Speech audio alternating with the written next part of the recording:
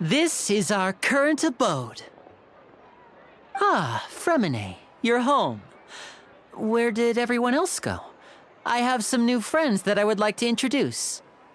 Oh, they all just went out a moment ago. I see. Everyone is getting busier now that Father will be returning soon. I suppose that can't be helped. Allow me to introduce you to my little brother, Fremine. He is a phenomenal diver. Hello. Nice to meet you! Paimon is Paimon, and this is the Traveler! Oh, you sound very proud to have a diver as a brother, Lyney. Lyney, could you come here for a moment? What is it, Fremine? Do you have something to tell me?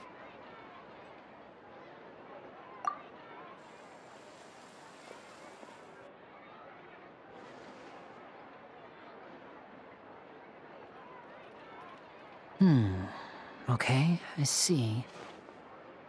Is everything all right? Oh, it's nothing. We were just discussing a little housework. Sorry for the interruption. Oh, before I forget, the Traveler and I collected more materials to make magic pockets. Were you able to get any, Fremine? Yes, I went diving and gathered lots of materials. I was about to give them to you. That's our Fremine, always quick with the underwater work. All right, I'll take these to the workshop.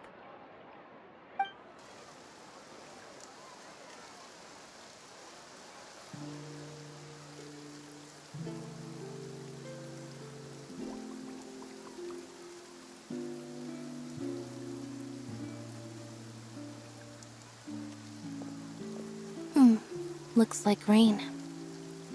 Oh, you're right. But wasn't it clear and sunny just a moment ago? Fontaine's weather sure is weird. I'm afraid that's just how it is here. It often rains on days where there are trials being held in the Opera House, but don't worry, it'll clear up soon enough. What's wrong, Fremine? There's a legend about the rain that I tend to believe. It's said that a dragon of water once resided in Fontaine. Though we don't know where the dragon went, every time it weeps, the skies will cloud up and pour out rain. When I was a child, my mother told me that if I wanted to go outside and play, I should yell toward the sky at the top of my lungs. Hydro Dragon! Hydro Dragon! Don't cry! If it's an elemental dragon, then having the power to make it rain wouldn't be very unusual. Let Paimon try something. Hydro Dragon, don't cry!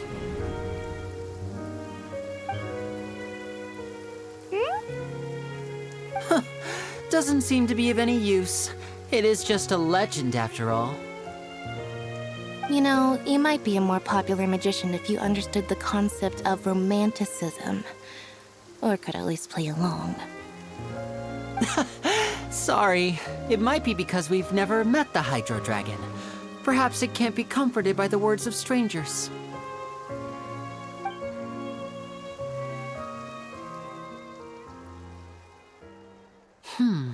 It rained for longer than I suspected. Oh, it's already getting late. Was there something you needed to do, Lyney? Yeah, some preparations for the show at the Opera House. I need to find a way to catch the last aqua bus of the day. On the day of the performance, just ride the aqua bus to the island of Aeneas. I'll have Lynette meet you at the fountain in front of the Opera House. Oh, are you leaving now? What is it, Fremine? I'm in a hurry.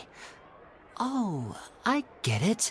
You feel nervous delivering the materials for the magic pockets, is that it? Perhaps we could trouble the Traveler to help us take these materials to the Beaumont workshop and deliver them to the owner there? I'm afraid that Fremine can be quite introverted, and the boss there tends to be pretty talkative. Fremine has always been a little afraid of her. No trouble at all! Don't worry, we're on the case! Sorry for the inconvenience. I'm quite useless when it comes to such tasks. I'll think of a way to make it up to you. Oh, no need, no need. This will be a walk in the park for us.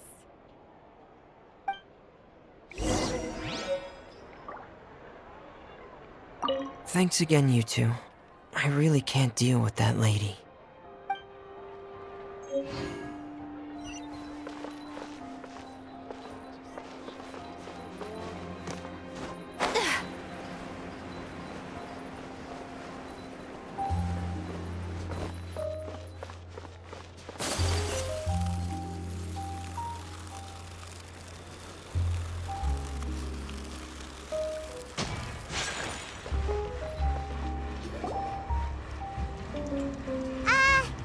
Hello? Is there anyone here? Oh, hello there.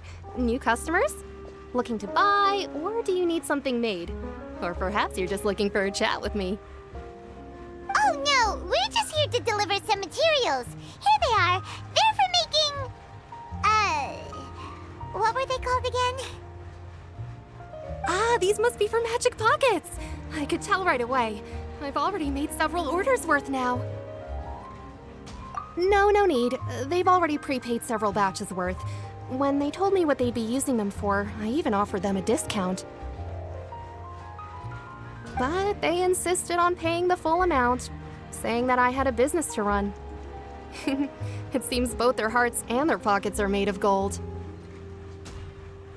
Whoa. So, is Lyney actually loaded? I can't say for sure, but who knows? Maybe there's good money to be made being a magician in Fontaine. Hey! Is this machine what you use to make stuff here? It looks really advanced. Why use your hands when a machine can do the work? It would be a waste not to use the latest technology, and wasting is a kind of crime. But where does a big machine like that get its power from? Well, it's a little complicated. I'm not sure I can put it in layman's terms for you. But basically, everything we usually use here in the city is powered by indemnitium. It's a type of energy that's produced from trials. Huh? How can trials produce energy? Well, I'm not completely sure of all the details myself, but basically, when a trial is in session, the oratrice mécanique d'analyse cardinale harvests people's belief in justice and converts it into energy to be used all around Fontaine. So that's what its other function is? Paimon heard that the oratrice was created by the Archon to make judgments. But Paimon still doesn't get it. How could something unreliable like people's beliefs be turned into a stable power source for these machines? Oh, yeah! So that means the Hydro Archon relies on the machine to take the energy created by belief and turn it into power for all of Fontaine, right? Even though I've never heard anyone really put it that way before, it sounds like it makes sense. Besides indemnitium, we have another type of energy called pneumosia. It isn't produced by the power of the Archon, but it is unstable by nature. Even now, it still cannot be widely used by civilians. I thought I'd find you hard at work, but here you are chatting the day away. Since you're already talking, I'm sure you wouldn't mind a few words with me. You again? Didn't I already promise you that I'd have the more I owe to Confrérie of Cabriere by next month? Why are you hounding me now? Yeah, but how do we know that you won't go running off by the end of this month? I want 50% today. Wait, no, 70%. Huh? You... Seems business isn't so great for the workshop. We've already finished our job and delivered the materials. Maybe now's a good time to leave? Hey, hold on! Before you go around trying to collect payments, why don't you settle your own debts first? If Confrérie of Cabriere wants to poach clients from Northland Bank, that's fine. But I'm afraid you still owe the bank a hefty sum of mora. So why don't we work things out between us first, before you get back to your little conversation here? You're from Northland Bank. But we said we'll pay everything we owe next month. Why are you hounding me now? Traveler, Paimon! I didn't think I'd run into you here in Fontaine. What are the chances? We're surprised to see you too! What are you doing here in Fontaine? You didn't want to stay in Snezhnaya? Long story short, I've already been in Fontaine for some time now, and honestly, things have been pretty boring.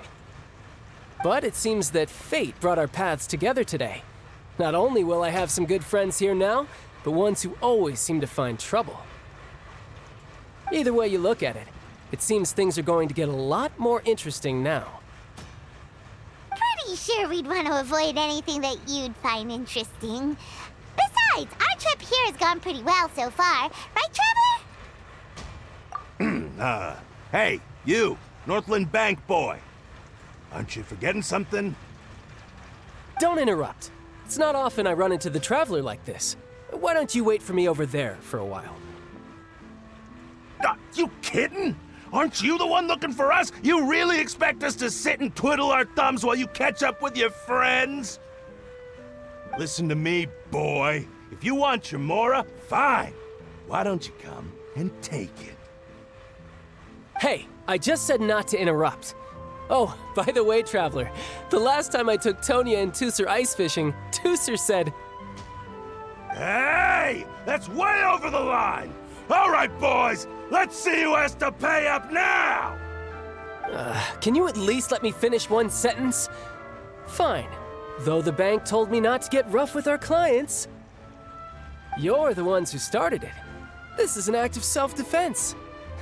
You two will have to be my witnesses, okay? I'm sure this won't take long.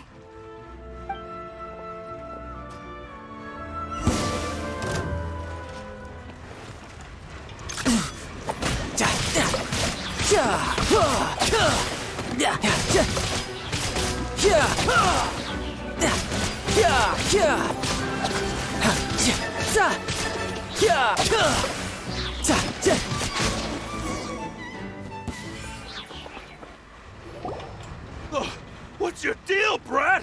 How are you so strong if you're just a staffer from Snezhnaya's Northland Bank? Wait, don't tell me you're... Oh, now you notice. It's a little late, don't you think? Just make sure you understand that you don't mess with Northland Bank. Got it?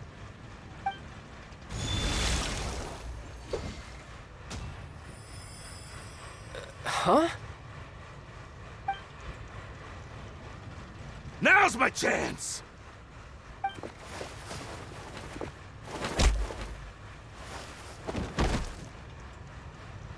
Huh. That was weird. I'm not sure. It's as if I suddenly lost control of my hydro powers when I needed them. Maybe there's something wrong with my vision? Strange. How could that happen? First time Paimon's ever heard of someone losing control of their vision. Never mind. It doesn't matter. If I want to stay sharp, I shouldn't be relying too much on my vision anyway. Besides, I always have my delusion in case I need it. So what are you doing in Fontaine, child? I don't see its work for Northland Bank. Well, I guess it's because I've been in a bad mood lately. Huh? What kind of reason is that? Wait, since when do you feel down about anything? I don't know. Maybe I still have a lot to learn about myself.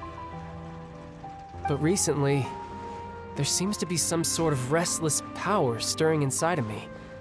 And I don't know why, but every now and then I feel like I'm in a terrible mood. Maybe you losing control of your vision just now is connected with that power you're feeling inside. That is a possibility. I can't remember if I ever mentioned it before, but when I was 14, I fell into some unknown abyss. It was during that time I learned nearly all of my abilities. The one who took me under her wing and taught me was named Skirk. She was always quiet and very mysterious. Nobody knew where she came from or what she had been through, and she was always very strict when teaching me combat techniques. One time, I asked her why she was willing to take me on as an apprentice. From what I could make of her answer, it was because I had awakened it, and traces of it remained on me. She said that all my combat training would be useful in the future. But what is it? What did you awaken? She never explained that, but my guess is that it's related to a dream I saw when I had just fallen into that abyss. In my dream, I was in the deepest depths of the sea, and the boundless seabed was all around me. But in front of me appeared a whale that was so massive, I felt like I couldn't breathe. A whale? Oh, that sounds familiar! When we fought against you before, you summoned a huge whale that seemed to leap at us. Is that the one? That's just an abstract form of a whale that I create using my elemental powers. It takes that shape because the scene I dreamt of the whale has always been stuck in my mind. I'll never forget it. So you used the whale as inspiration for one of your moves? Huh. Seems a little twisted to Paimon. So why don't you just go ask your master? Maybe she knows the answer. You make it sound so easy. Ever since the incident I experienced there, I've never stopped searching for Master Skirk and that unknown abyss. But it's been years now, and I've still found nothing. There isn't even a trace of the place where I remember falling into the abyss. Oh, it sounds like some kind of ghost story. Yeah, I'm out of leads at this point, but there's nothing more I can do. It seems that strange encounters in this world tend to be elusive like that. Oh, seems the time really flies when I'm talking with you. I just remembered I have somewhere else I need to be, so I should get going. What? More work for the Northland Bank? No, it's more of a personal appointment. Lately, I've been sparring with some of Fontaine's official champion duelists whenever I'm feeling bored. Official champion duelists? You mean it's their job to duel? Yep, in Fontaine, before a criminal goes to court, they're given one chance to defend their honor by requesting a duel with an official champion duelist. The champion duelists are all-powerful fighters selected from among the nation's best, and the duel itself is a no-holds-barred fight with no specified stopping point. So engaging in such a duel is regarded as a symbol of defending your honor. If a criminal manages to win the duel, they'll be acquitted, but if they lose, they'll have no choice but to stand trial.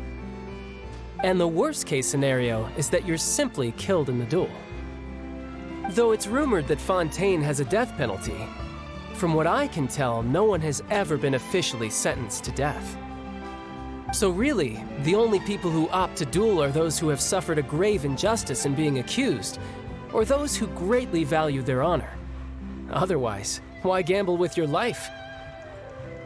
So, do many people actually get out of their trials by winning the duel? Apparently, it's exceedingly rare for anyone to actually win. Fontaine probably enacted this system as a way to show that the nation respects the honor of its citizens. Besides, none of the champion duelists are to be trifled with, which is exactly why I was itching to face them as soon as I got to Fontaine. Apparently, the one I'm meeting today, Clorinde, is the strongest of the champion duelists. I had been asking her for some time before she finally agreed to face me today. Well, that's child for ya. Paimon feels like we heard that name somewhere before. Clorinde. Huh. Oh, before I forget, I want you to have this. Huh? Your vision? You're seriously just giving it away? I'm just worried that it could become uncontrollable again. I'd be pretty upset if it got in the way of my duel, so I think I'll be better off without it for now. Besides, I just need you to hold on to it for a short while. I'll come retrieve it when I have some time later. Paimon knows what you're up to. You just want an excuse to come talk to us again, don't you? Whatever gave you that idea?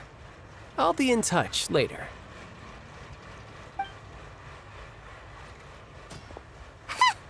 That sneaky guy. He said he's been feeling down lately, but he seemed the same as ever to Paimon.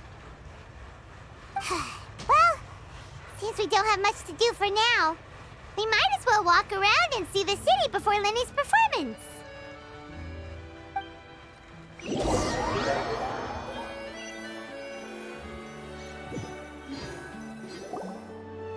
Wow! Who could have seen that coming? The reporter who was barely around for most of the story was the murderer all along! Sorry. Paimon was just surprised, that's all. Whew. Paimon never saw that twist coming. The murder mystery novels here are amazing! The whodunits here in Fontaine are a lot different than the light novels you see from Yai Publishing House. Both have their merits, but Paimon thinks this style of novels are more, well, novel. It's so exciting to reach the moment when the mystery is uncovered, especially in the one Paimon was just reading. You should buy a copy and read it too. Oh, sorry about that. Paimon will be more careful next time. Hey, shouldn't we be heading to the Opera House to see Lyney's performance soon? It's almost time for the show to start, so we should get going. Lyney said that the Opera House is on Aranias, so let's go ride the Aquabus!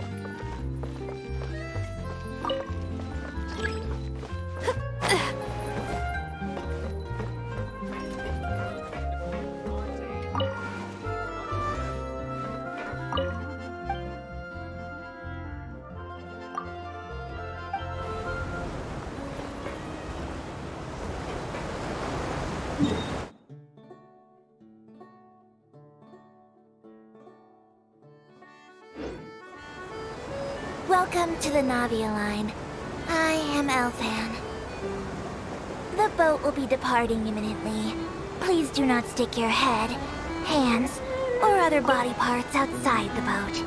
The aquabus operator is not responsible for any accidents or injuries resulting from doing so. Also, please remember to buy the Steambird, though I don't read it myself.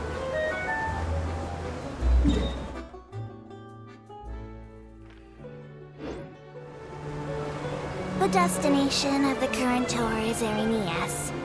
Points of interest worth visiting include the Fountain of Lucine and the Opera Epiclese. If you look to the left in the direction we are currently traveling, you will see the famous Fontaine Research Institute up in the sky. An experiment gone wrong turned new sightseeing opportunity. Human ingenuity truly is a wondrous thing.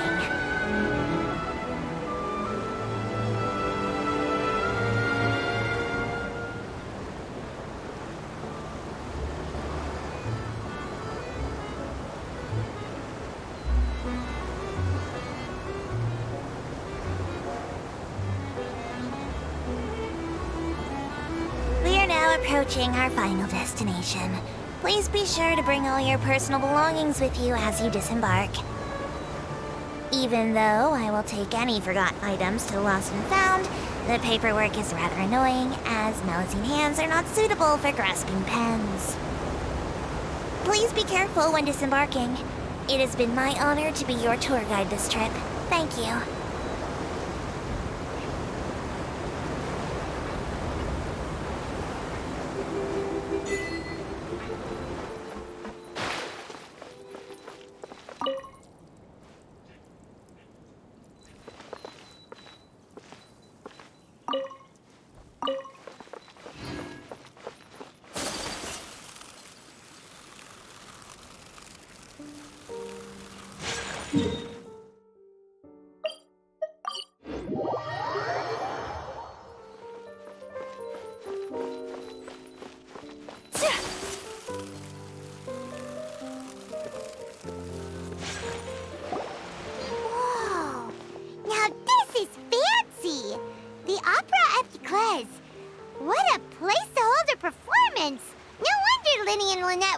Forward to it.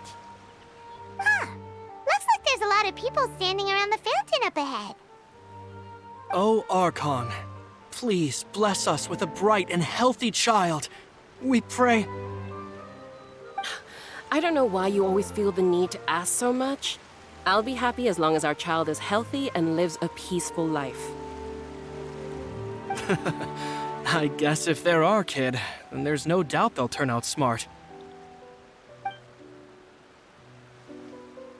Maybe this is one of the customs in Fontaine. There sure are a lot of couples here. Vache. What's wrong? Vache. Vache. No, Paimon didn't say anything. Are you hearing things? Welcome to the Fountain of Lucine. All the water flowing through Fontaine converges here. It's customary for newlyweds to come here and wish for children. Ah! Lynette! You scared Paimon! When did you get here? Lyney asked me to wait here for you, remember? Right. What do you mean? There are a lot of people here right now. Hey, you're not trying to scare Paimon, are you? Besides, it's the middle of the day. It's not the time for eerie things. I see. I might be able to tell you something that could help explain the voice you heard. In fact, you might not be imagining things at all. I suspect that what you heard is a result of your hypersensitivity to the hydro element. Others in my family have had similar experiences. It's because of his sensitivity to the hydro element? But what would hearing a voice have to do with elemental power? When do you cry, Paimon? Wait, what? What does that have to do with anything? Just answer me. When do you cry?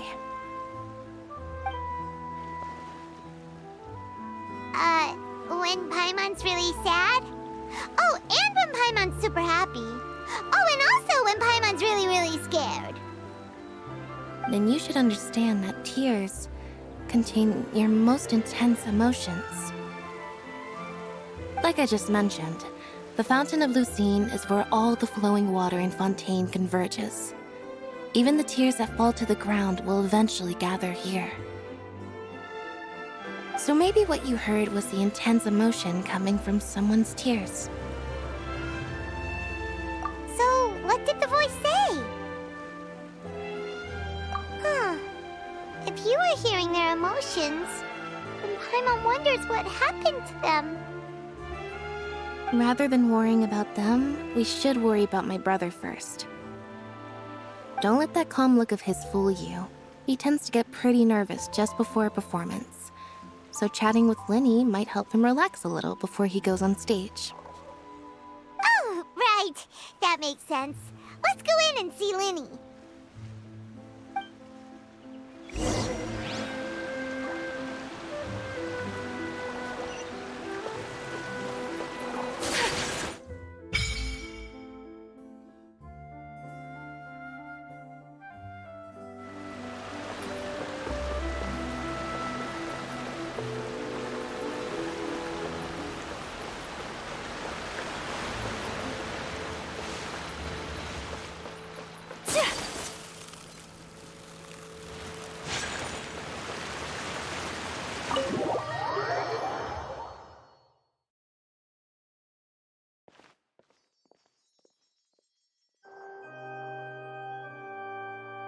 Traveler and Paimon, good to see you.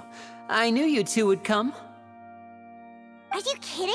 We wouldn't miss it for the world. We've been looking forward to it. I can tell, judging by how early you've arrived. But you're actually right on time.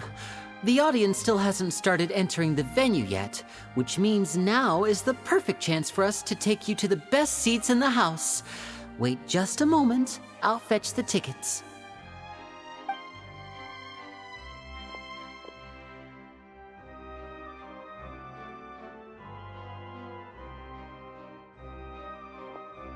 The Opera House has assigned seating, so you always have to make reservations.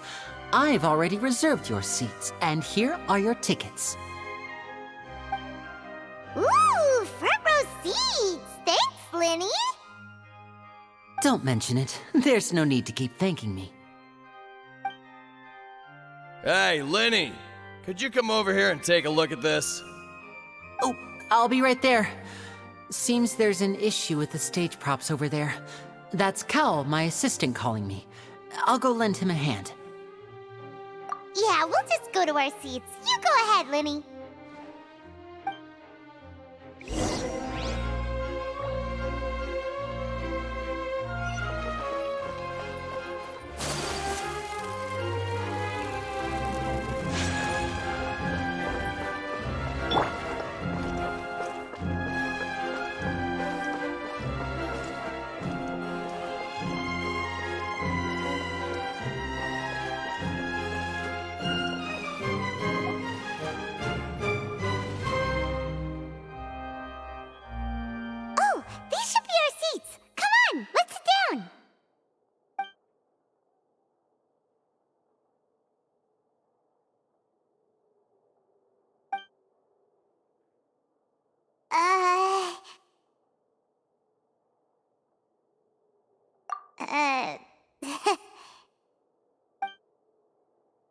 Hey, Traveler. Maybe we should strike up a conversation with the person next to us.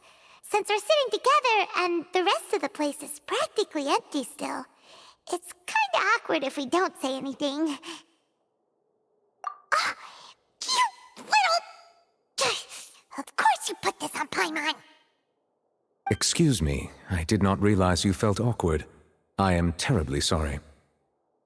I would be perfectly happy to chat with you if that is what you would like. Oh, so you heard all of that, did ya? Boy, you sure have good ears. Paimon thought she was keeping her voice down. Wait, that's not it, Paimon. Sorry. Paimon's the one who was being rude, talking under her breath like that.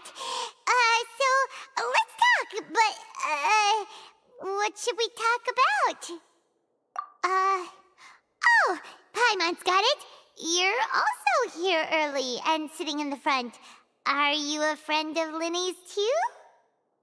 A friend, you say? Well, if Mr. Lyney would like to be my friend, I would be more than happy to reciprocate. Oh, so you're not friends with Lyney then? Oh, this is getting more awkward by the second. Paimon nearly forgot to make her introduction. Nice to meet you. Paimon is Paimon, and this is the Traveler. We just arrived in Fontaine. It is an honor to meet you two.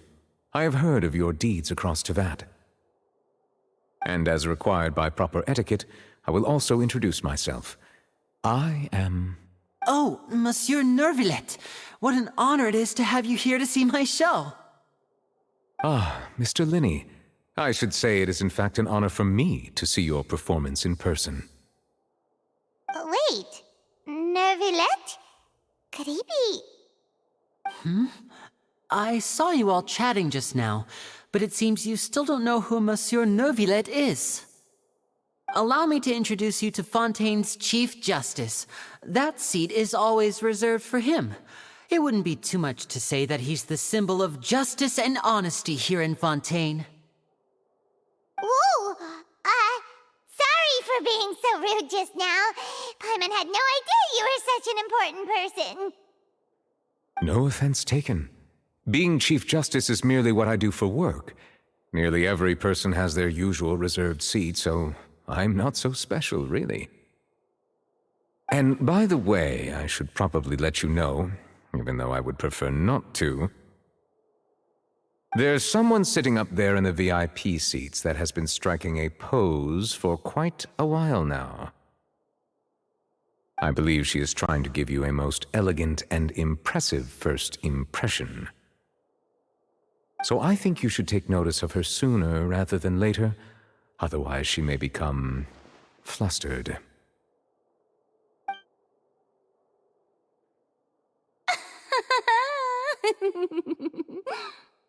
Huh?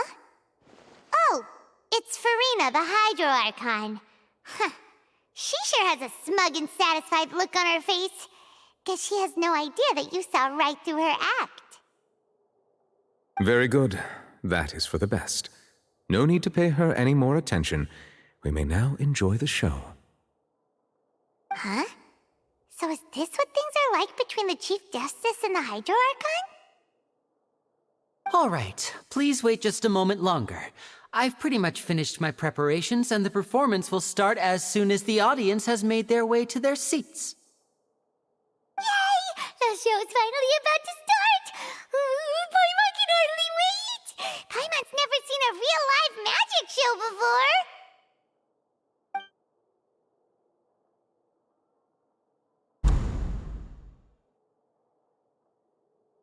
Ooh! They're dimming the lights! The show must be starting!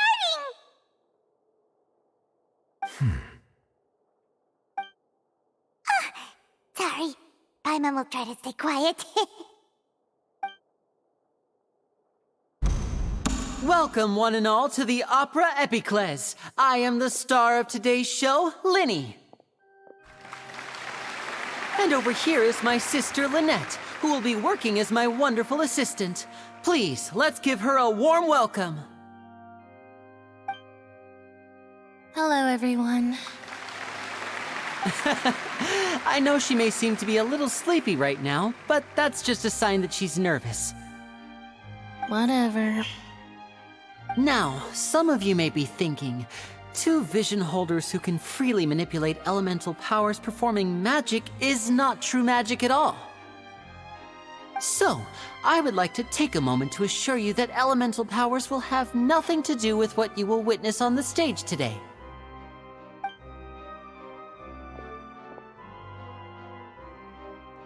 Both Lynette and myself have removed our visions for the show. That way, even the gods won't be able to help us. Oh, good point. That's what makes the show real magic. Now, without further ado, let the show begin. Lynette will now exit the stage to make some preparations. I know you might miss her, but don't worry, she'll be coming right back on stage momentarily. Perhaps in an unexpected way. I'm sure she'll be stealing the spotlight soon enough. Oh, and before I forget, there's one more thing I should say. You never know what can happen in the blink of an eye. A magician's greatest skill is making things disappear or appear. The possibilities are endless.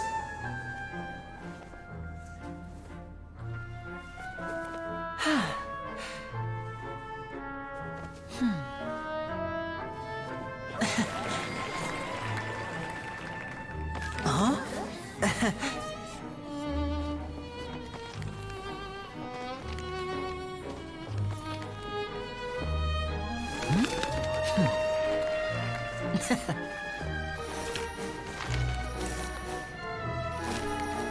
But this isn't what you came for.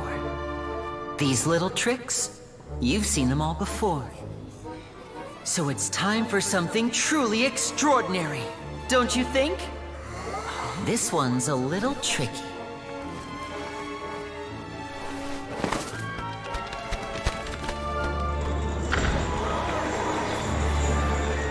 Using this water tank, I shall make my sister vanish completely, right before your very eyes.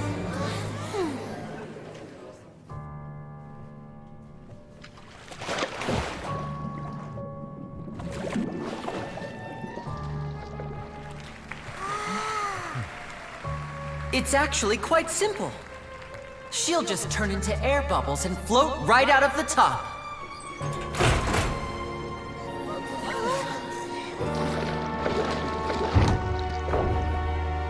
Oh no! I told them to check all the props carefully. With the lid on, even air can't escape. An amateur magician would be getting very nervous right around now. Luckily, it's me on stage, so let me show you what a true virtuoso can do.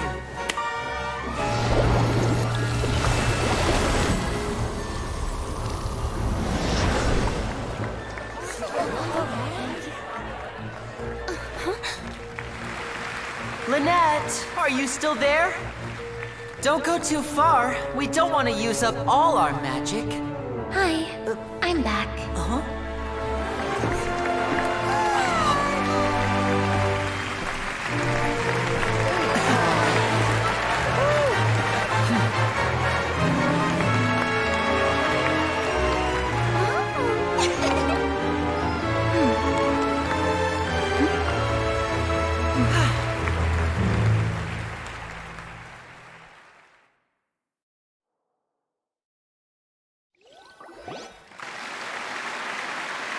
Whoa!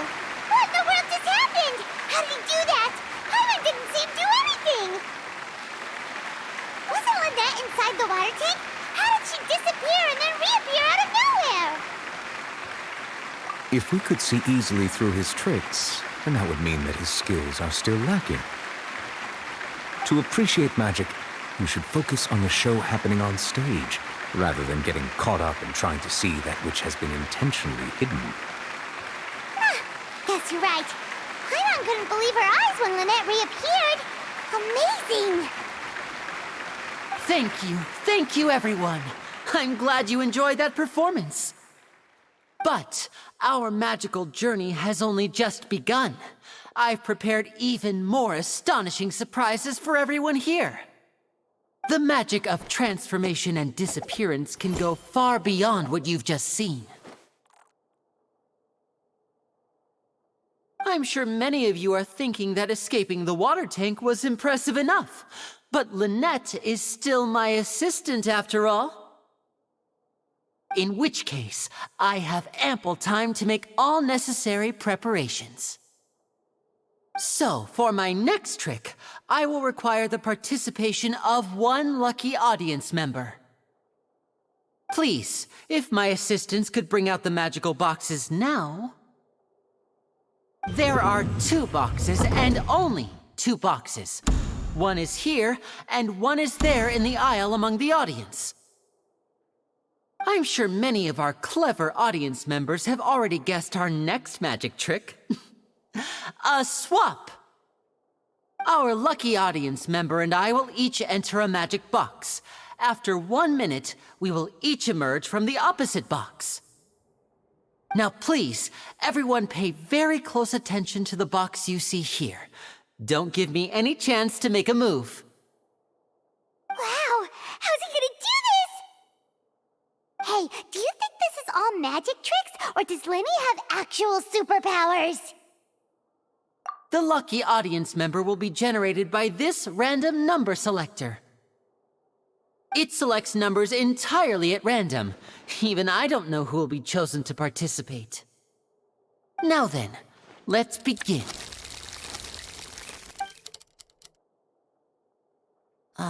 Let me see. Oh, row 7, seat 3. Congratulations! You now have the chance to experience magic firsthand for an entire minute. Please, come forward. My assistant will take you beside the magic box. I'm sorry, it might be a little cramped inside, but no need to feel nervous. We've carefully arranged everything for you to be as comfortable as possible. You don't need to do anything, but no matter what strange things may happen, don't come out of the box. If the magic is interrupted, who knows where you might end up? You might even find yourself in the Fortress of Meropide. Oh, okay. All right. Before I enter the magic box, there is one more thing I need to ask the audience to do. Could you all give me a countdown? Like this.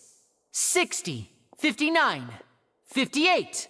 Just keep counting down. You can go a little faster or slower if you like. I won't be able to see anything in the pitch-black box, so I'll be relying on your voices to know when time is up. Oh, and no tricks now. If you quickly count from 60 in just 30 seconds, then I'll be in a tough spot. Ooh! Paimon kinda wants to count faster after hearing him say that! No, that won't do. I can see it in your eyes. You still can't be trusted. Let's practice together. Come on, repeat after me. 60, 59, 58. 60, 59, 58! That's right, perfect.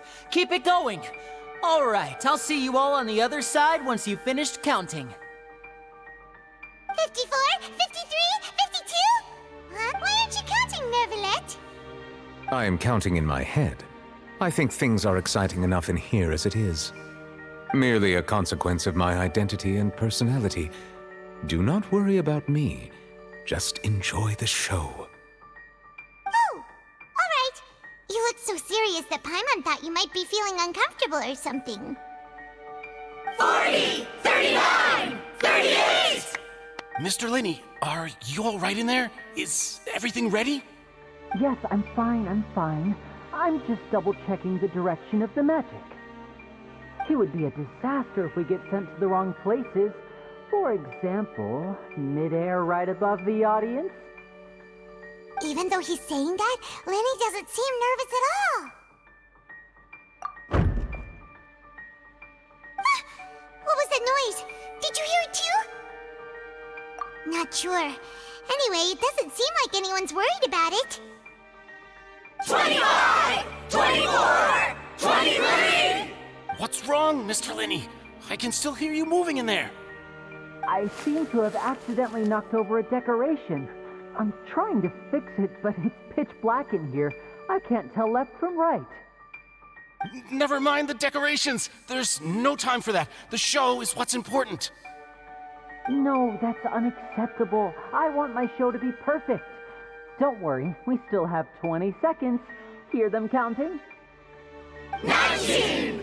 18! 17! It seems things aren't quite going as planned. I apologize, everyone. It feels like you're all starting to count faster, but that's all right. I know it can be tiring to do such a long countdown. 10 seconds and change is still plenty of time. 10! Almost there now. Whew. Swapping two people is harder work than you might think. Even a master magician like me can't guarantee I'll get it right the first time. Hey, wait! Is this the back one? I can't tell. They both look the same inside. Huh? Nope, that's not it. I'll try again. 7! Hey, slow down! Honestly! 5! 4! 3! Whoops! That doesn't count! 0!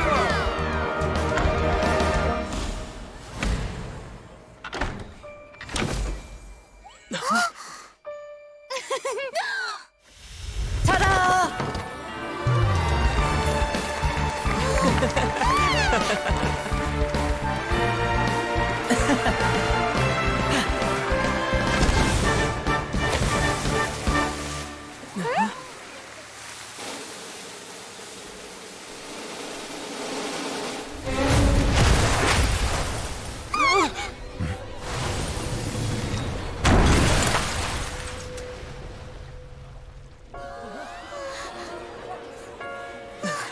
What happened?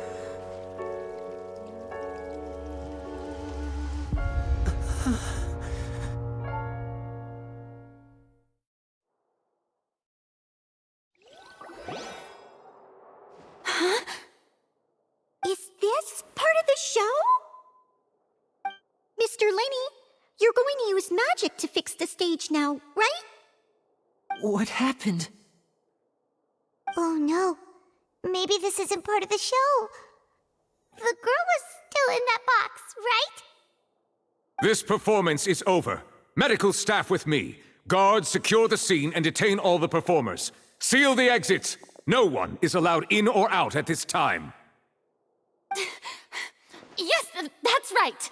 If this was just an accident, then we must investigate the cause. But if this was all part of some scheme, then those accountable will not escape the judgment of the God of Justice! No need to be alarmed, you two. We'll get to the bottom of this soon enough.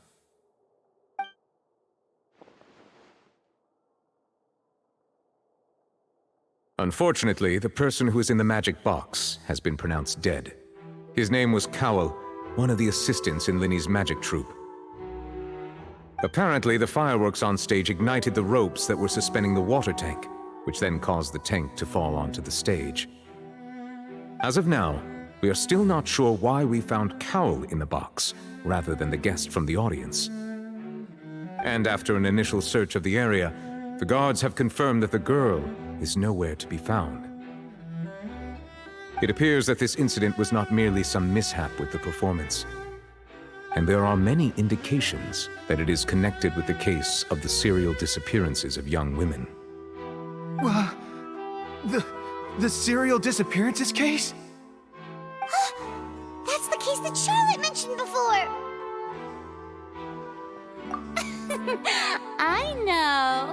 I know the truth. I can see through the whole thing. Really, using such a shallow and obvious mystery as his finale, did he really underestimate us that badly? I say that our powerful magician, Mr. Lyney, is now the prime suspect for the serial disappearances case. Huh? Why me? This whole thing was an accident. No, this all occurred during your magic show, did it not? The missing girl disappeared after being chosen, did she not? The deceased is one of your assistants, is he not? Now that I think about it, that whole speech about magicians making things disappear was nothing more than a provocation, a bald-faced challenge. That can't be right! How can Lyney do this? He was in the box on the stage the entire time! We could even hear his voice! Besides, before the show, he told us that he would like to catch the criminal behind the disappearances! He couldn't possibly mean catching himself! Save discussion for a later time, please. Lady Farina, may I assume that your comments just now constitute an accusation against Mr. Lyney and his associates?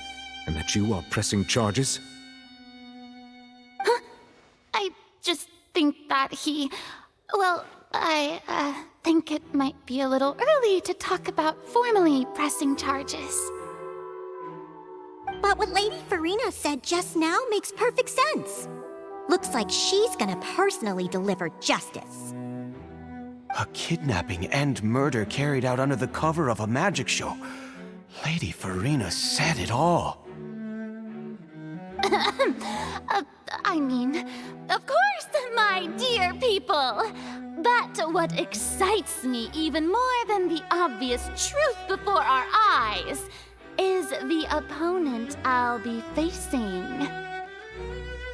That's right. I mean you, Traveler. You'll support Lyney, won't you? After all, he was the one who helped you the first time we met. Then there's no problem at all. You know, the Traveler and I already had a duel the first time we met. But with Lyney's help, our little duel ended in a draw. But draws really are the most boring possible outcome. So, no more draws. Between the two of us, there must be a clear winner and loser. And what better place to hold such a riveting showdown and decide the true victor than here, on the grandest of stages, the Opera Epiclese. It wasn't a draw. She obviously lost last time.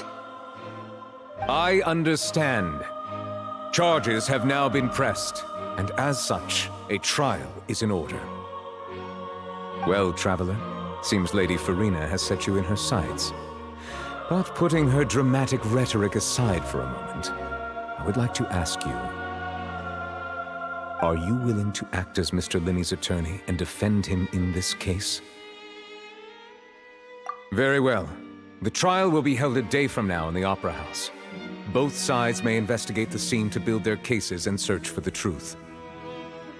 Lyney and his troupe are all potential suspects and shall remain within the Opera House.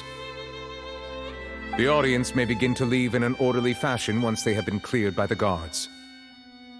A day isn't that long.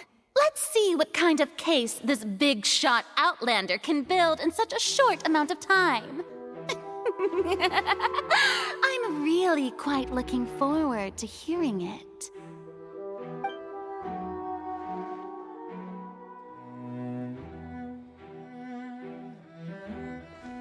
Lyney! Sorry about everything that happened just now. Were you frightened? Of course! Who wouldn't be scared after witnessing an accident like that? Yeah, I'm a little shaken up myself. How could this happen? And poor Cal. I know you already claimed that you would defend me, but now it's just us talking. Tell me, do you think I could possibly be the murderer? Good to hear. Thank you so much for trusting me. I'm sure everyone sees me as the biggest suspect at this point. But if you ask me, the whole thing is mysteries layered upon mysteries, such that all that's left is confusion. I don't know whether what happened there on the stage was purely an accident or not, and I don't know why poor Cal was in the box. As for how that girl chosen from the audience could suddenly disappear, I'm afraid I don't have any answers either. If someone tampered with my performance, then we need to figure out what they did. Even a skilled and knowledgeable magician like myself couldn't pull all that off in just 1 minute. Which is precisely why we need to investigate! As this book says, the impossible could not have happened. Whatever happened must have been that which is possible. Paimon bought them when we were reading at the bookshop in the city earlier. Pretty cool, huh? Don't worry, Paimon used her own savings to buy them. It wasn't from our travel funds. I think they look cute on you, Paimon. You have good taste, Lynette! That's the right attitude.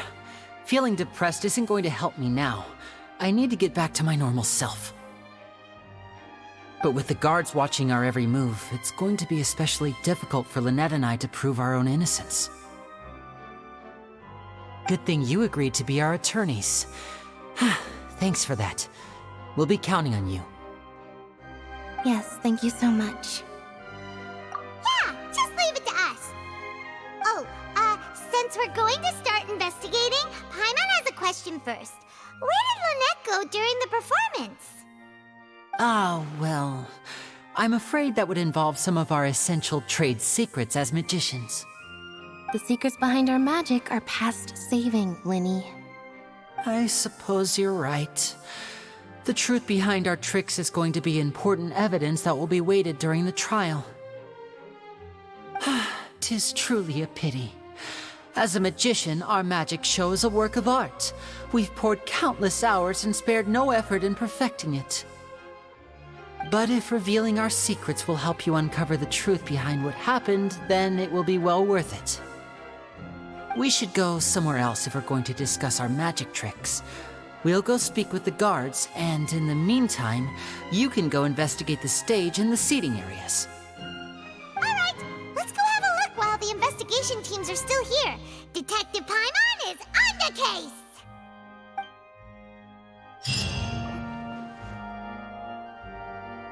Hello, officer. How's the investigation going? I see. You must be the traveler that Lady Farina mentioned. Listen, I'll be perfectly honest with you. I'd avoid getting mixed up in this whirlpool of a mess if I were you. Huh? What do you mean? Come with me and you'll see. The deceased is one of Lyney's assistants named Cal. Even though he hadn't joined the troupe long, he was hardworking and everyone generally liked him. The assistants are usually in charge of setting up and inspecting the props, as well as assisting with the show and keeping the crowd engaged. As you probably saw when you were in the audience, the water tank suddenly fell and smashed the box with Cowl inside it. This is the real mystery. We've already searched the scene and were unable to find any traces of the girl. However, if you look carefully, the box was positioned directly under the water tank. The ropes holding the tank were then burned by the pyrotechnics on stage, causing them to snap. All these factors lining up so perfectly makes it hard to see this as a mere accident. If anything, the more logical explanation is that the whole incident was intentionally planned, and Lyney is the most likely person to have access to all these areas. But he doesn't have a motive! Are you both good friends of his? Well, you can't say we're good friends, but we've known each other for a little while. So in just a short time, he was not only able to win your trust, but even convince you to act as his attorneys. I know there's no such thing as magic. The real trick of a magician is holding the audience in the palm of their hand. I've seen a lot of cases, and I can tell you that people are the least reliable kind of evidence. Sorry, I tend to be pretty straightforward. Just know that I'm warning you for your own good. Anyway, you may investigate the scene of the crime yourselves if you're curious. Who knows, maybe you'll be able to come up with some new evidence.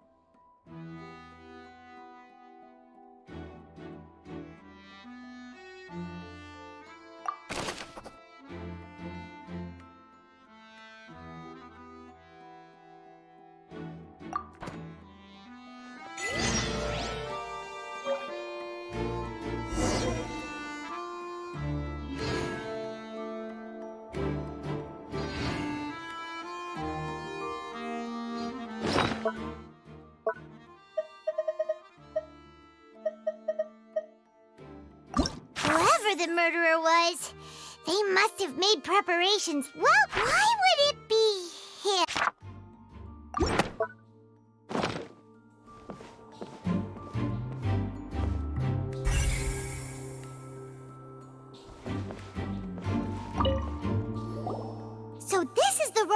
broke and caused the water tank to fall. The rope looks pretty durable. How can it be burned through so quickly by fireworks? Why are you suddenly so serious, Traveler?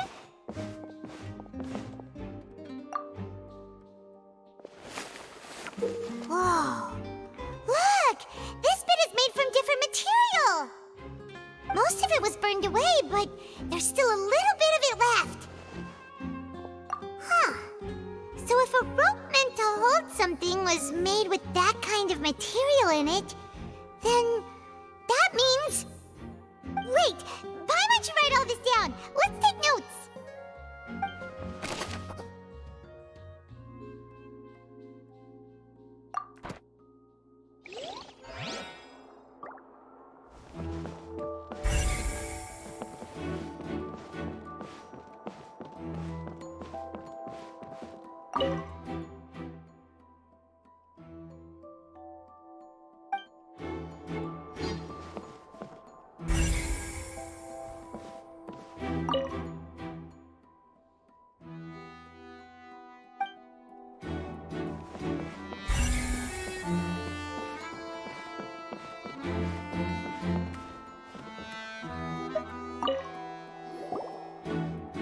The investigation team has some new findings. Turns out there's an issue with the random number selector after all. See, I told you. What if the machine picked some big guy's seat? You think the murderer would have still made his move then? Sorry to interrupt, but we're helping Lyney and Lynette with their side of the investigation. What were you saying about the number selector? There's something wrong with it? You're trying to help them? That'll be a tall order. Lyney used the machine to pick a random member of the audience during his performance, right? The lucky girl that later disappeared. Well, we thought there might be a serious problem with the machine, so we had it taken away for further inspection. It turns out that the seat number it picked wasn't random at all. The machine picks that same number every time.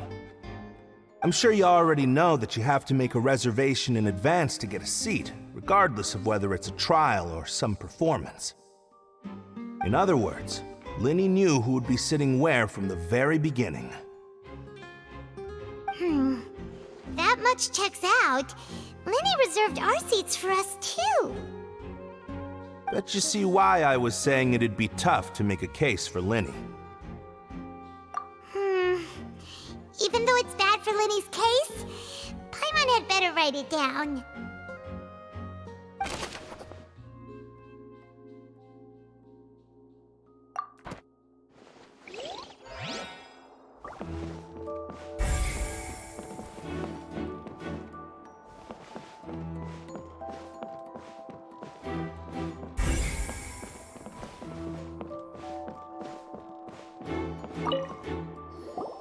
Hello there.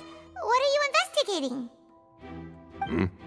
Oh, this location has also been cordoned off because the Magic Troupe members are currently considered prime suspects. The investigation team is still collecting evidence. The seats were all booked in advance, so we were able to deduce the missing woman's identity by checking the guest list. Sure, it's not like this is confidential information. We will publish it later anyway when we petition the public to help us find the missing person. Her name is Halsey. She's a painter from Fontaine who's made a bit of a name for herself. Apparently, she wasn't a regular at the Opera House, but she'd been feeling some pressure with her work lately, which made her decide to come see the magic show.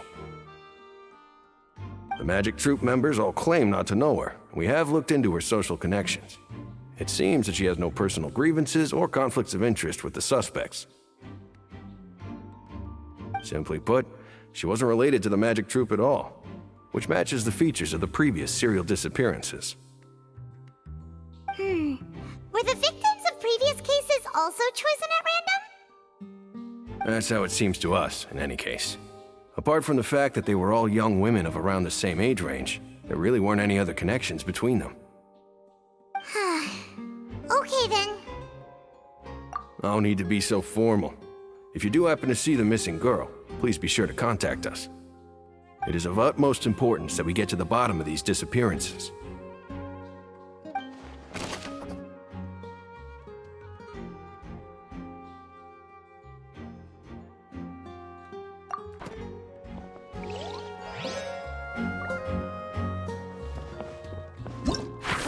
the murderer was. This rope was people needed to register. Why would it be him? Gosh. Nope.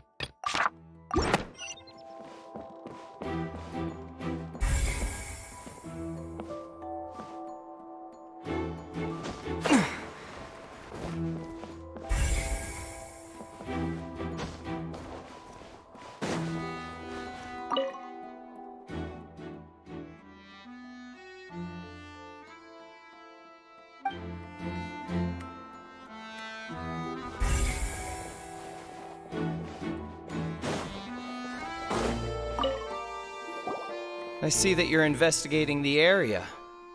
Well, it just so happens that I'm interested too. If you find any new and interesting leads, be sure to share them with me, all right? We don't have too many thoughts yet. Then why don't I tell you my hypothesis first? The way I see it. And I'll start it with that loud thud. The thud? Oh, you mean the sound that happened during the countdown? Yes, exactly. It wasn't terribly loud, but I suspect that most people heard it. It's just that everyone was awaiting the results of Lyney's trick with bated breath, so no one paid it much mind. But now that the incident has happened, the thud has become an important clue. That makes sense. So, what do you make of it? I'm of the opinion that it may have been the sound of Lyney's accomplice. Lynette, perhaps. Jumping atop the water tank, or something like that. And when the pyrotechnics went off, she cut the rope, sending the water tank crashing down. But wasn't the noise we heard too loud for that? Perhaps the balance wasn't right, leading to a particularly rough landing. Oh, that's true. I suppose I must reconsider. That does remind Paimon, though. What was with that sound?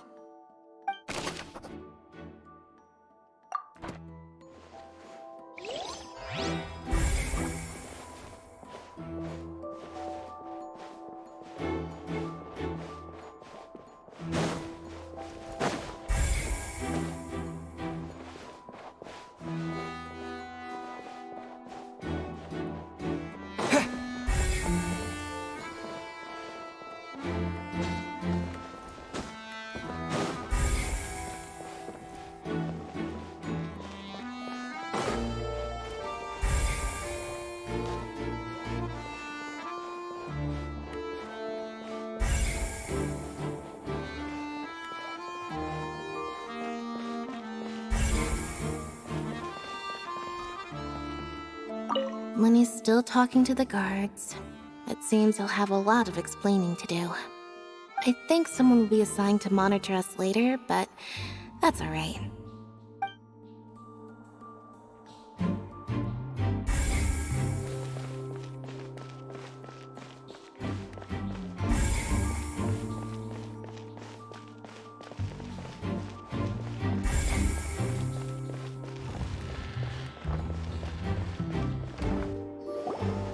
Hey, you! Yes, both of you! Over here! I've been keeping an eye on you for a while now. Huh? You mean us? That's right. If I'm not mistaken, you're also among those who wish to cut down the thorns and pursue the truth. No?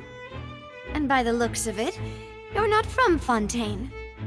Well, you're right on the more about that one, but who are you? Have you never heard of the Spina di Rosula? From mediating disputes and providing protection to solving conundrums, you name it, Spina di Rosula does it. And I, Navia, have the honor of being its renowned president. Though those who play by our rules call me boss. I'm Silver, her attendant. Pleased to meet you. And I'm Melus. Demoiselle's various daily needs and affairs are under my purview. Huh? Boss? Demoiselle? What gives with the names? Well, second-generation president. Maloose and the others are still used to my previous title. My apologies, demoiselle. Should you prefer, boss, I will endeavor to use that instead. No, no need. You don't have to call me boss. Just Navia is fine. Okay, if you say so. Not that we're members of Spina di Rasula anyway. All merely trifling details. Never mind. Now, back to the situation at hand. That's right. I've always kept an eye on the serial disappearance cases. My interest stems from a matter back from my father's time. Judging from the look of things, I find Lyney an unlikely mastermind. Really? We think so too! That's why we're looking for clues now. But how did you come to that conclusion? Intuition, naturally. My unparalleled intuition. Farina sure was quick to point the finger at Lyney without any decisive evidence whatsoever, wasn't she? But that's not uncommon for her. If you remember, the justice had to interrupt her and ask if she was pressing charges just to keep her from getting carried away. Anyway, a trial begins the moment someone levels charges. And, of course, there was no way Farina was going to back down in that situation. Sounds more like you just don't trust the Hydro Archon. Well, what's your opinion? I must admit that she can be interesting at times, but liking her doesn't mean that I'll blindly agree with her. All right, I've answered your question. Now, it's time you answer mine. Wait a minute, did that answer count? Well, I say it does. But don't worry, you won't hear any pointless questions from me. In your opinion, do you think it's right to treat a trial like it's an opera? Well? And why would that be?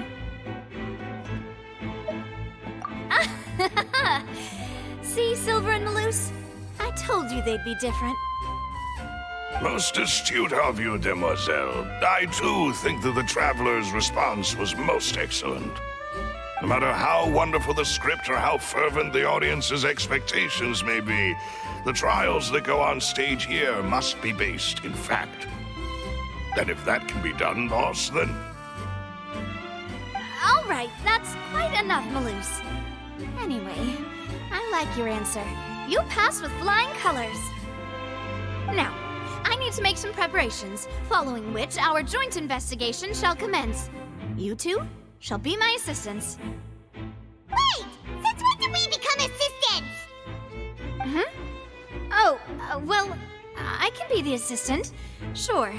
Or your companion, if you like. I'm really not that fussy. That's more like it. Far be it from me to brag, but I believe that Demoiselle's intuition will be instrumental in uncovering the truth. You wish to save a friend from false accusations, and we wish to unravel the disappearances. In this sense, our goals are aligned. You have a point. You're quite the talker, aren't you, mister? And what about you over there? What do you think? You seem like you've got something on your mind. I have nothing to add. Oh, alrighty then.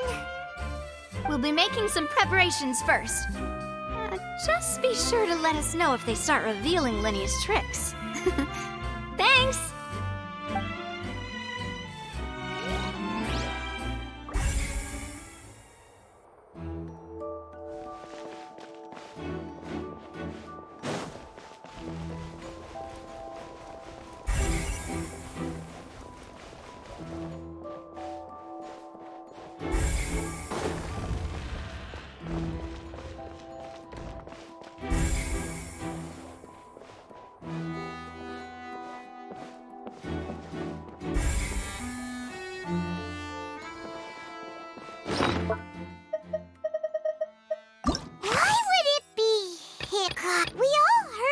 Whoever the murderer was.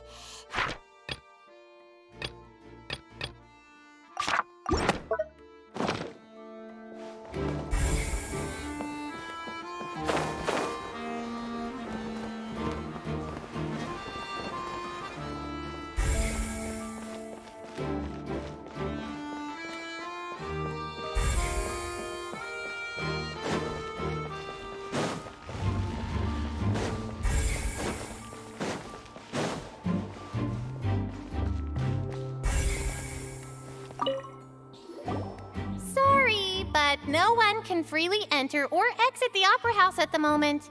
If you wish to leave, you must register your identity with us first. No, we're not leaving. We're representing Lyney and Lynette as attorneys, so we're investigating the case. Were you always guarding this entrance? Yes. After the Chief Justice gave the order, everyone coming in or out must undergo a strict inspection. So, the missing girl couldn't have left from here. At least, not from that point on. I doubt there was much opportunity then, either. How can you be so sure, Well, because I was in charge of security near the entrance at that time. I couldn't see Lyney's performance from here, which was quite a shame. Just my luck. But still, I did not abandon my post, and I stayed put no matter how loud the applause was. If someone had so much as even approached the door, I would have noticed it, let alone if they had tried to leave. We Melusines are good at that sort of thing, you know. So, it's safe to say the girl couldn't have left through here. All right, thank you for your help. This will be useful info.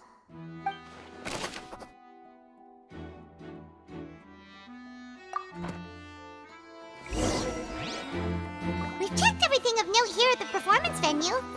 Paimon wonders how Lyney's discussion with the guards is going. Let's go see, shall we? Ooh, things are getting interesting. Understood. Then I will be going with you. Just so you're aware, I will be monitoring your actions and making notes as necessary. Very good. Thanks for being so agreeable. I'd pull a rose out of my hat as a gift for you if I could. You may spare the pleasantries. I'm just doing my job. You've arrived. Who's this? Me? I'm Spina di Rosula's guardian angel. If you've got a problem, I've got the firepower. Sorry, I got a little carried away there. Call me Navia. I'm a partner of theirs, and will be helping investigate this whole situation. And these are my companions. Would you mind if they join as well? Fine by me. Oh, new helpers? I would be most grateful. Well, let's just say we're tagging along. It's not every day you get to see the secrets behind magic performed on such a large scale. I appreciate your kind interest. Come with me. We'll be heading below stage.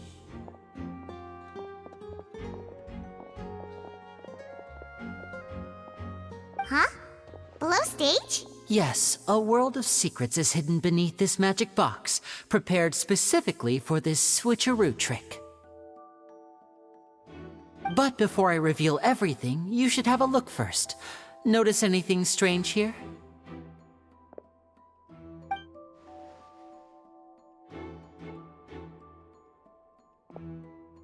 I'm not trying to be dramatic. Remembering the details of a trick will help you understand the methods used to perform it more easily.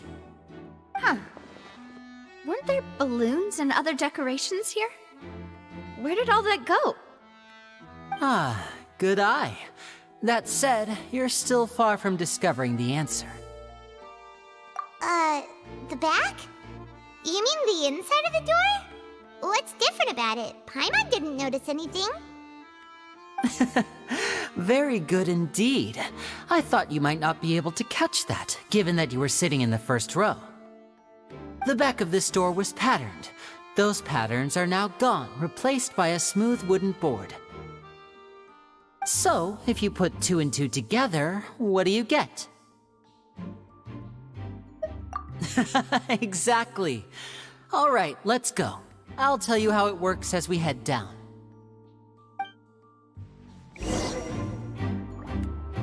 Oh, so there was a passageway under the magic box! I knew you'd figure out most of it as soon as you saw this place. The 2 magic boxes are positioned right above the 2 entrances of the tunnel. See this flatbed trolley? The box with the lucky audience member in it would be shuttled over to the other side using the trolley. This trolley can raise and lower and even rotate, ensuring that the box will face in the right direction. I see. So that's the purpose of the box inside another box. Precisely.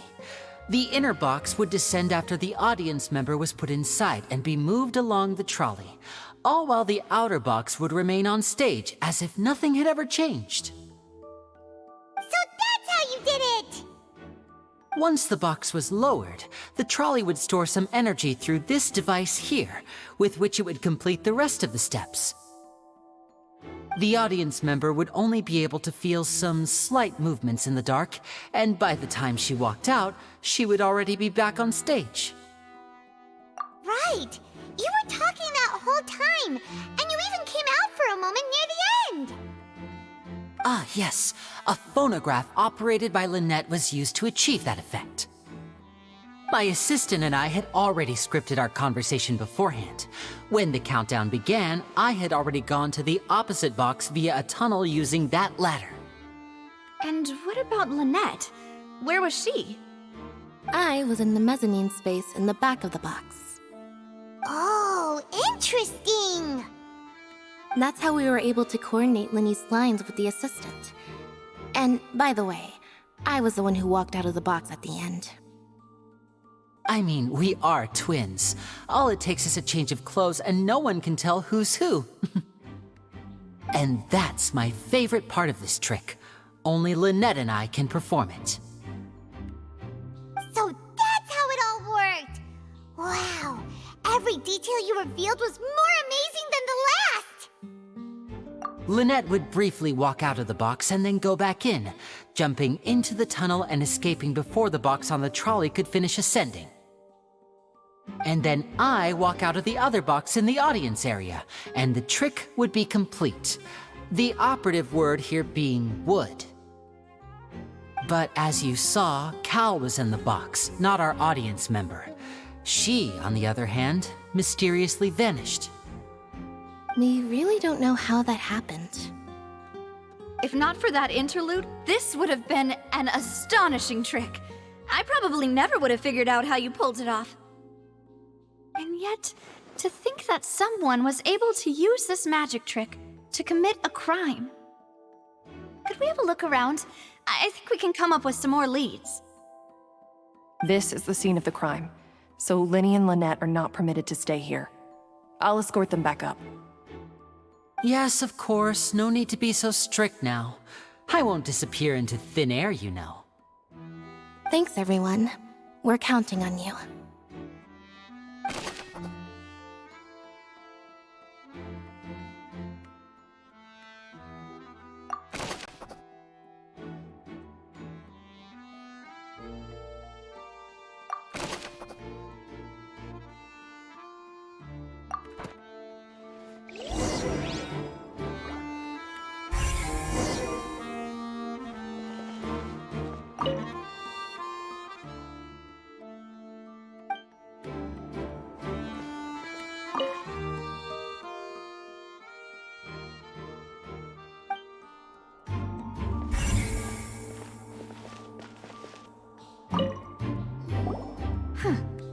What's this?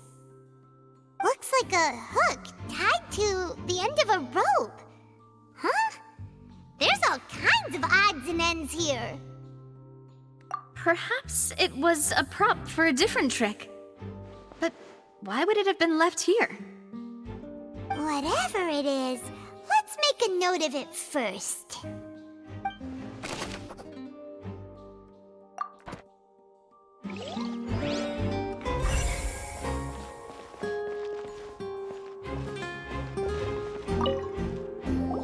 The floor is wet. Please be careful not to slip.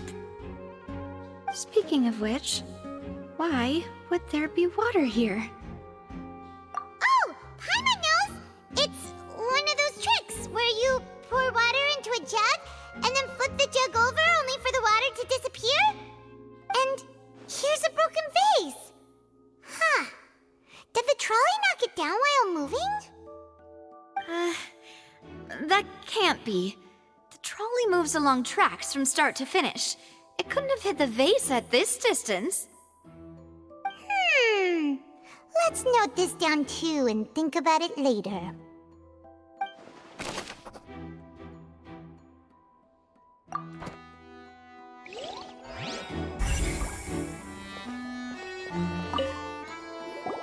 Oh, these are the clothes that the lady chosen from the audience was wearing, right? Her clothes are here, but she's nowhere to be found. Right. And do you really need to do that if you're kidnapping them? Ugh, this is so confusing. Paimon doesn't want to be a detective anymore.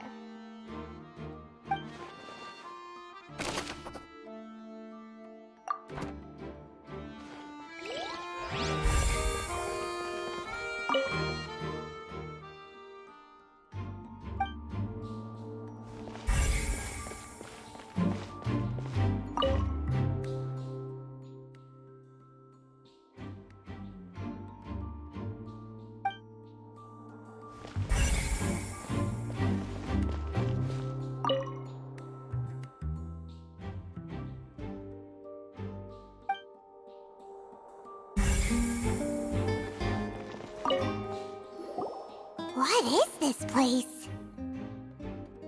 It seems someone could fit through here. Huh. Could this have been the suspect's escape route? Alone, perhaps. But if they had to pull another person with them, the space would be too narrow. But there are no other ways in or out of here. Oh, you're right! Let Paimon write that down.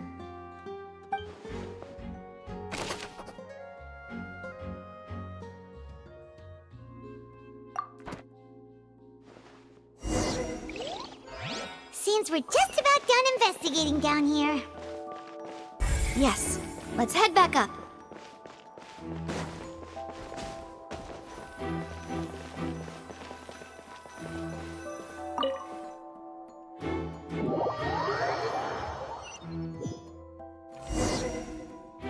Well, we've ascertained the state of the crime scene. Let's find a place to sort out our findings once Malouse returns. Seems to me that there are several things that don't add up here. Apologies for the wait, demoiselle. So, what did the guards say? Did the criminal escape through the vent? They believe the odds of that are very low, since the vent leads to the Opera House's basement. The guards have checked the area carefully. No one left through the basement during the performance or after the incident, and no one was found hiding there. So the tunnels become like a secret chamber then! You know, like the kind you usually see in novels! The plot thickens. Halsey's disappearance and Cowell's death are both quite inexplicable. No wonder Farina was so confident in her accusation. All the current evidence points toward Lyney and Lynette. In other words, the charges are very likely to be upheld unless we make some considerable progress. Charges and then trial. So if the charges are upheld, they'll announce a sentence? That's right. This is how a trial goes in the Opera House. During the proceedings, the Chief Justice and the Oratrice will hear statements from both sides. That's right. This is how indemnitium is produced. The statements from both sides, the defenses from attorneys, witness testimonies, and even the audience's emotions will all be projected on the Oratrice. To put it simply, it's as if the Oratrice has its own will, and is a judge in its own right. This also precludes any kind of favoritism on the part of the Chief Justice. And not that this has ever happened anyway. Once both sides have finished speaking, the Chief Justice will make his final decision. This, too, will be used by the Oratrice as a reference. Then, finally, the Oratrice will be consulted by officials. The result it returns is the will of justice itself. Huh? So that machine is the one that actually decides? Paimon thought Neuvillette called the shots. In practice, there is very little difference. Both have always come to the same judgment, which is why people have great faith in the Chief Justice. Yes, the guards also asked me to convey that none of us will be allowed to leave this place before the trial. Huh? Why? Because we've chosen to act as the twins' proxies. That makes us persons related to the case. They're concerned that we might be colluding with outside parties, or that we might find outside help to disrupt the case. And even if that were not so, it could prove problematic if we happen to spread key information about the case ahead of time. I'm ready to break out at any time. Whoa, whoa! There's no need for that! Paimon thinks they have a point! That said, are they providing food? Of course. I just hope you don't mind the lack of options. I'm afraid that catering to all tastes is not in the cards, nor is any guarantee of balanced nutrition. In that case, let's just sort out our findings together here. Pity. I was hoping to take you to try some of Fontaine's famous desserts, too. I mean, what better way to properly think through our findings than over some tea and sweets? Huh. Breaking out suddenly doesn't seem like such a bad idea after all. Just kidding! Just kidding! Paimon will still do her best, even if there are no snacks. What do you mean, no snacks? Of course we'll have snacks. If we cannot buy some, then we'll simply make some. Huh? Here? But how? Understood, demoiselle. Everyone, please come with me.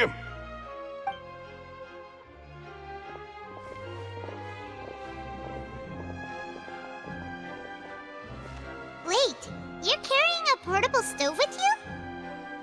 Yes, I must be prepared to meet the demoiselle's baking needs whenever the fancy strikes her. I have eggs, sugar, and almonds at the ready.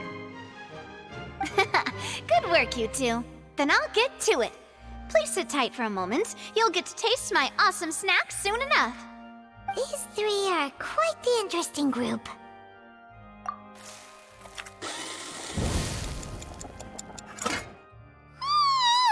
And Paimon thought it smelled good while it was still in the oven! Oh, it's even better now. Paimon can't stop drooling. From the way you had these two guys carrying all that stuff around, Paimon thought you'd have them do more during the baking process. But you ended up doing the entire thing by yourself! Beating the egg whites, grinding almonds, everything! I was applauding. And I was giving encouraging smiles. Paimon was just thinking, aren't you worried about getting your fancy dress dirty beating egg whites and baking like this?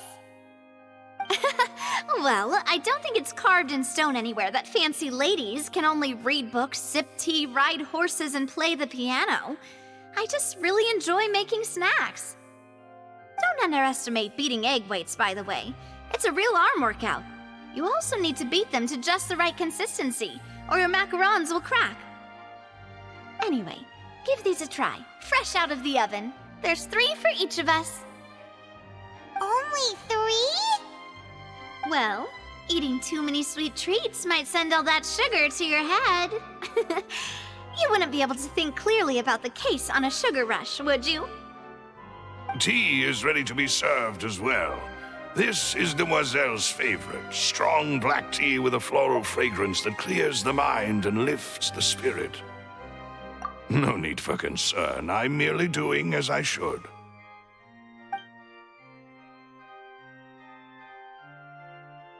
All right then. Down to business. As Paimon mentioned previously, the tunnel seems to be something of a secret chamber. However, we can assume that Lyney and Lynette were not alone within it. Some criminal also occupied its sealed confines.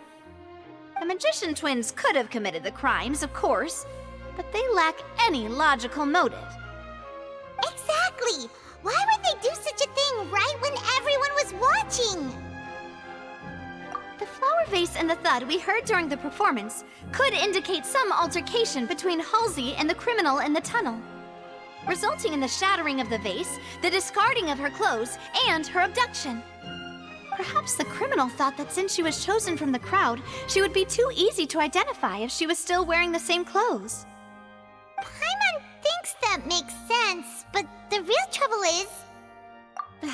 true.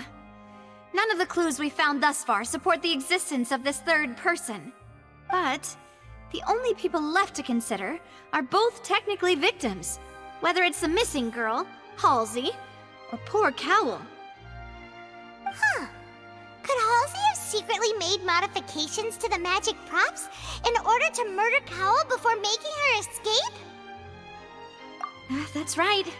And even if she had tampered with the setup, she would need to understand the entire trick to pull it off. Nor does she have any motive. The guard said that she has never had any dealings with the magic troop's members.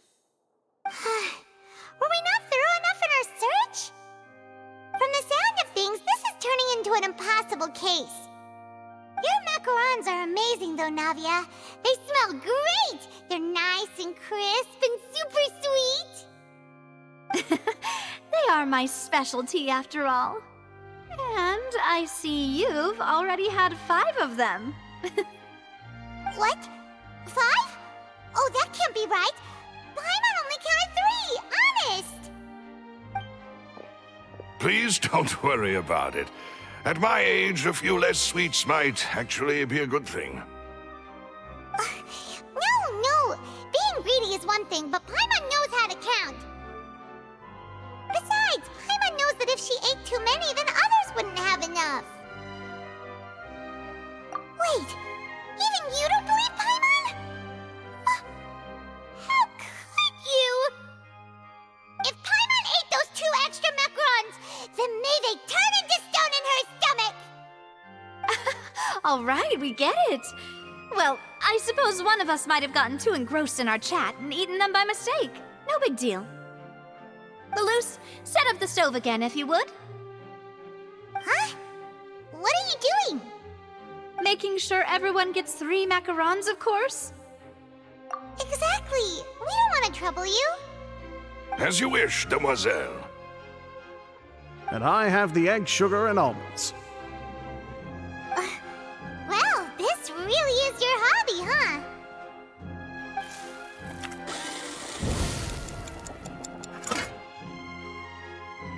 Well, that's it for snack time. I'm going to have another look around the area. I don't know what we're looking for yet, but we've still got some time.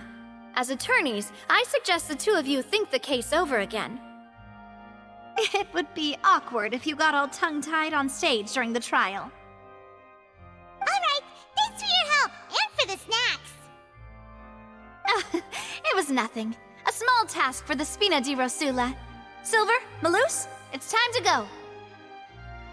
I'll be back if I find anything new.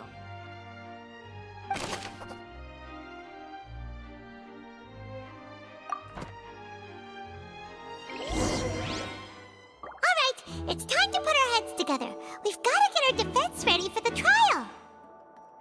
Oh, it's probably gonna be a long and difficult case. There's no point in worrying about that now. We just need to prepare. Here, take Paimon's notes. They should help you review the situation. Why would it be him? The performance would not have been visible from where the doors were. Well, and there was taking. That size wouldn't have. However, this is Paimon.